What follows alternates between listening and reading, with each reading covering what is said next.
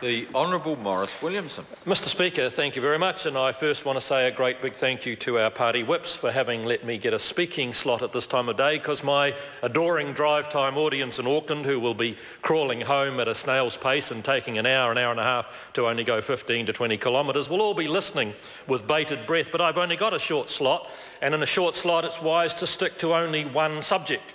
And so in that, I was going to get into the rhythm method that Judith Collins has been talking about, and I thought the rhythm method is obviously what Labor's been applying for some time, and it's not working. They need to look for something else. However, sir, I do want to give them some advice. Now, I've done this before during drive time, on Radio Live and so on, and Labor don't seem to listen to it. But I'm going to do it again, and it's really simple. It's really simple. The voting public actually only vote on one thing in the end.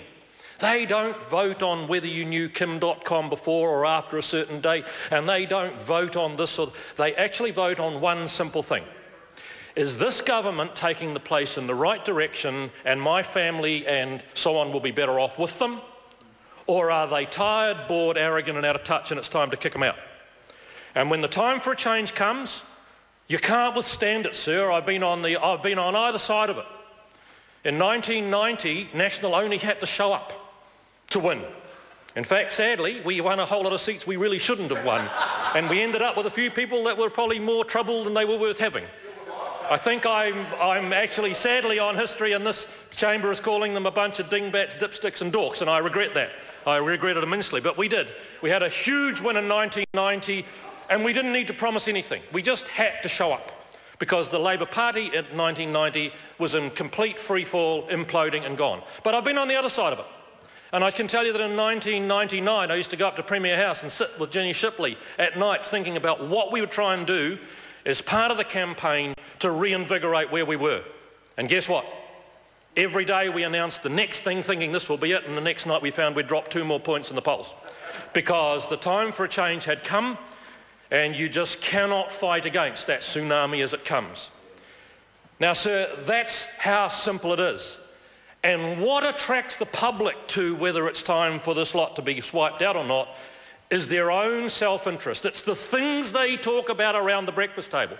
So Andrew Little's quite right to focus on, should taxpayers' money be going off to Sky City to give them a big subsidy to run some massive convention centre, because that matters. Your ordinary public will say, I don't actually like the idea of that.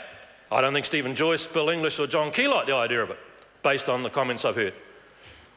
But if you want to stick to your knitting about things that matter, don't just suddenly throw a grenade in there about Maori sovereignty. Because, Mr Speaker, I can tell you, and I want any other member in this House to tell me whether I'm wrong, how many people have raised that with them in their electorate over the last 3 years? How many people have walked up to me in the Pakuranga shopping centre and said, till I hear you guys firmly on the ground of some Maori sovereignty where they can have some more control over their rules and their laws and so on, I'm not voting you again. Not one. Not a sausage, not a mutter, not a murmur. So he just blew all of his good work. And it wasn't actually that good. He was a better leader than anybody else they've had because he wasn't sort of making mistakes or slipping up. But my message to the Labor Party is that when your time comes, it comes, and when it doesn't, you're wasting your time. Sir, think about big brands. Microsoft controlled the world for about 15 years, and no one could touch them. When Steve Jobs came back to Apple, they were 90 days away from insolvency and being put into bankruptcy. Just about gone. And now, it's poor old Microsoft who can't come up with a new product that anyone wants. So Vista was a disaster, 8 didn't work, 8.1, they've even scrapped 9, they're going to go straight to 10, and they still can't make it, and the company that was insolvent called Apple is now booming, and it's the richest company in the world. Because the public like the brand, they like where they're going, and they ain't going to change.